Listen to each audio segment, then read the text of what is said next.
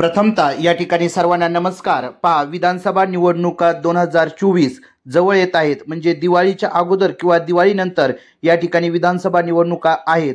तर आज आपण या व्हिडिओमध्ये भाजपाचे जे 16 शिलेदार आहेत, ज्यांना या ठिकाणी भाजपाचं विधानसभेची उमेदवारी या ठिकाणी फिक्स मानली जात आहे, ते उमेदवार या ठिकाणी पाहणार आहोत। पहिले आहेत पहा, नंदुरबार विधानसभा मतदारसंघातील विजयकुमार गावित।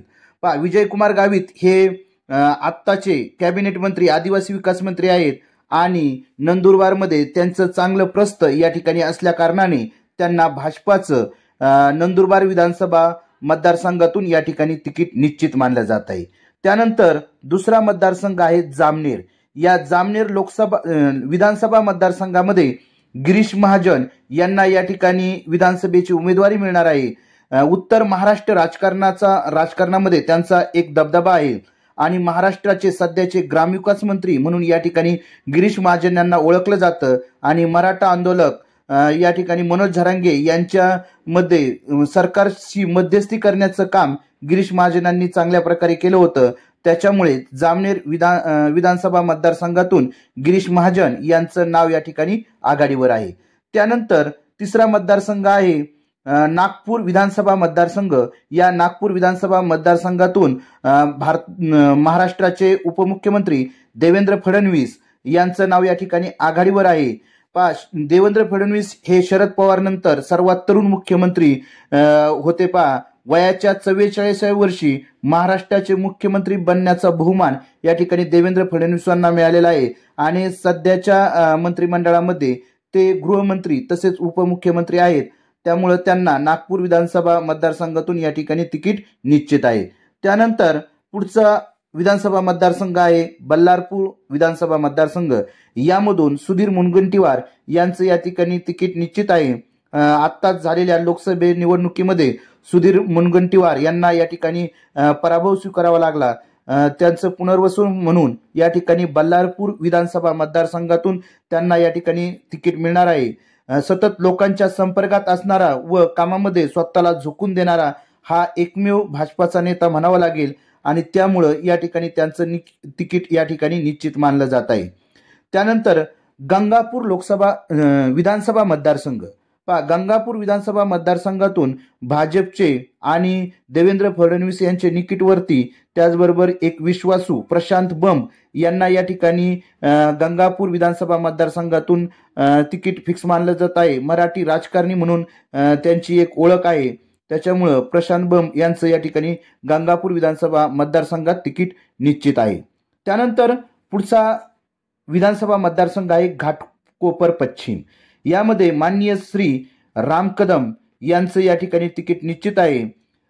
2009 मध्ये मनसेचे आमदार म्हणून या ठिकाणी राम कदम निवडून आले होते। 2009 मध्ये जेव्हा ते आमदार झाले तेव्हा पहिल्याच दिवशी त्यांना 4 वर्षासाठी निलंबित करण्यात आलं होतं, कारण की समाजवादी पक्षाचे नेते अबू आझमी यांना हिंदीत शपथ घेण्यास विरोध केला व आझमी यांना मारहाण केली। त्याच्यामुळे त्यांना 4 वर्षासाठी निलंबित केलं होतं। त्यांनी 2014 मध्ये भाजप प्रवेश केला आणि त्यांना या ठिकाणी भाजपाचं तिकीट आमदारकीचं देण्यात आलं आणि याही वर्षी म्हणजे 2024 ला म्हणजे 24 ची जी विधानसभा निवडणूक होणार आहे, यामध्ये घाटकोपर पश्चिम मधून या ठिकाणी माननीय श्री राम कदम यांचं तिकीट या ठिकाणी निश्चित मानलं जात आहे। त्यानंतर पुढचा विधानसभा मतदारसंघ आहे वांद्रे पश्चिम। या वांद्रे पश्चिम विधानसभा मतदारसंघातून भाजपाचे माननीय श्री आशिष शेलार यांचं या ठिकाणी नाव निश्चित आहे। म्हणजे मुंबई भाजपाचे ते अध्यक्ष आहेत, त्याचबरोबर खेळाशी देखील त्यांचा संबंध आहे। असे आशिष शेलार जे भाजपाचे एकनिष्ठ कार्यकर्ते म्हणून त्या ठिकाणी त्यांना ओळखलं जातं, म्हणून या ठिकाणी वांद्रे पश्चिम विधानसभा मतदारसंघातून माननीय श्री आशिष शेलार यांचं जे तिकीट आहे ते पक्का आहे। त्यानंतर पुढचा विधानसभा मतदारसंघ आहे दौंड। या दौंड विधानसभा मतदारसंघामध्ये राहुल कुल यांचं या ठिकाणी तिकीट निश्चित मानलं जात आहे। राहुल कुल हे पुण्यातील दौंड विधानसभा मतदारसंघाचे भाजपाचे सध्याचे आमदार आहेत। यापूर्वी ते राष्ट्रीय समाज पक्षाचे आमदार होते। 2019 मध्ये त्यांनी भाजपात प्रवेश केला व त्यांनी या विधानसभा म्हणजे दौंड विधानसभाचं जी मतदारसंघ होता त्या मतदारसंघामध्ये त्यांनी विजय मिळवला। त्याच्यामुळे दौंडमध्ये पुन्हा एकदा राहुल कुल यांच्याकडेच या ठिकाणी तिकीट दिलं जाण्याची दाट शक्यता आहे. त्यानंतर पुढचं विधानसभा मतदारसंघ आहे शिर्डी. शिर्डी मतदारसंघामध्ये या ठिकाणी राधाकृष्ण विखे पाटील यांचं तिकीट या ठिकाणी निश्चित आहे. त्यांच्याविषयी थोडक्यात सांगायचं झालं तर महाराष्ट्रातील अहमदनगर जिल्ह्यातील शिर्डी येथून 7 वेळा अपराजित आमदार म्हणून त्यांची या ठिकाणी ओळख आहे आणि त्यांनी 1995 पासून 6 वेगवेगळ्या मुख्यमंत्र्यांच्या हाताखाली काम केलेलं आहे. त्याचबरोबर त्यांनी 12 वेगवेगळी खाती या ठिकाणी कॅबिनेट मंत्रिपदाची खाती सांभाळलेली आहेत. त्याच्यामुळे दांडगा अनुभव या ठिकाणी राधाकृष्ण विखे पाटलांना आहे आणि शिर्डी विधानसभा मतदारसंघातून यांचं तिकीट निश्चित आहे. त्याचबरोबर अहमदनगर जिल्ह्याचं सर्व राजकारण हे राधाकृष्ण विखे पाटील यांच्या इर्दगिर्द फिरत असतं त्याच्यामुळं शिर्डी विधानसभा मतदारसंघातून त्या ठिकाणी राधाकृष्ण विखे पाटील यांचं तिकीट अगदी निश्चित आहे. त्यानंतर पुढचा विधानसभा मतदारसंघ आहे शेवगाव पाथर्डी. या शेवगाव पाथर्डी विधानसभा मतदारसंघामध्ये मोनिका राजळे यांचं या ठिकाणी तिकीट निश्चित आहे. या अतिशय शांत मनमिळावू राजकारणी म्हणून प्रसिद्ध आहेत. त्यांनी आजपर्यंत कोणत्याही नेत्यावर वैयक्तिक टीका केलेली नाही. मतदारसंघातील विकास कामावर त्यांचा जोर त्यांनी दिलेला आहे. पतीच्या निधनानंतर खचून न जाता जनसेवेचं कार्य त्यांनी हाती घेतलेलं आहे. आपल्याला माहित आहे की राजीव राजळे यांचं निधन झाल्यानंतर त्या ठिकाणी न खचता कायम जनतेमध्ये असणाऱ्या या मोनिका राजळे, त्याच्यामुळे त्यांचं या ठिकाणी शेवगाव पाथर्डी विधानसभा मतदारसंघामध्ये तिकीट या ठिकाणी भाजपाकडून फिक्स आहे.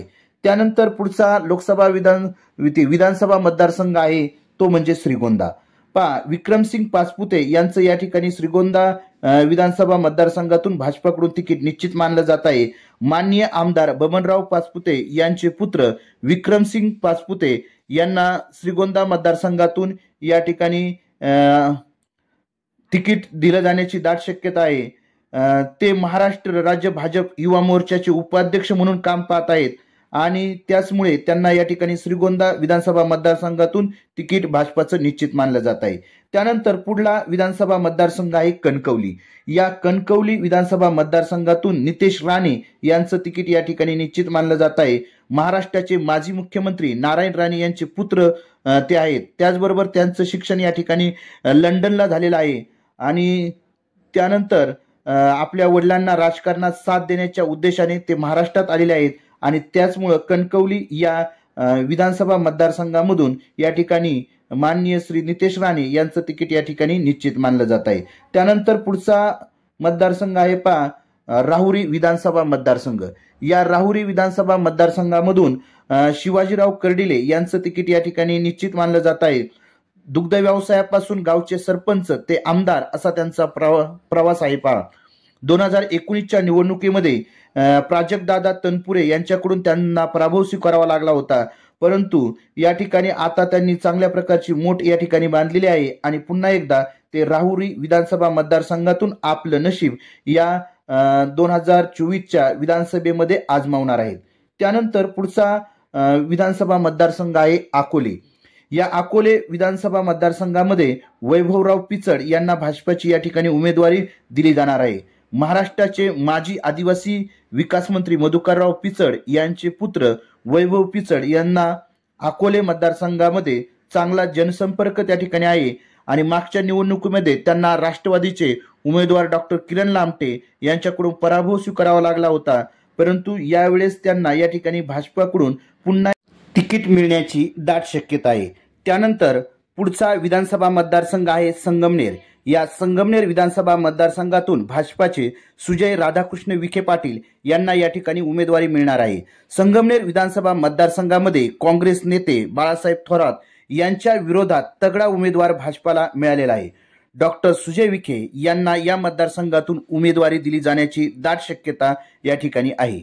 त्यानंतर पुढचा विधानसभा मतदारसंघ आहे कर्जत जामखेड. या कर्जत जामखेड विधानसभा मतदारसंघातून राम शिंदे यांचं या ठिकाणी तिकीट निश्चित मानलं जात आहे, कारण विद्यमान आमदार रोहित पवार यांना टक्कर देण्याची क्षमता फक्त आणि फक्त प्राध्यापक राम शिंदे यांच्यामध्ये दिसत आहे. म्हणून प्राध्यापक राम शिंदे यांना पुन्हा या मतदारसंघातून या ठिकाणी तिकीट मिळणार आहे. अशा पद्धतीने आपण भाजपाचे विधानसभा उमेदवार म्हणजे जे 16 शिलेदार आहेत ते भाजपाचे 16 विधानसभेचे शिलेदार या ठिकाणी आपण पाहिलेले आहेत. जर आपणाला हा व्हिडिओ आवडला असेल तर आपला चॅनल VPN एज्युकेशनल गुरु या चॅनलला नक्कीच आपण सबस्क्राईब करा. धन्यवाद.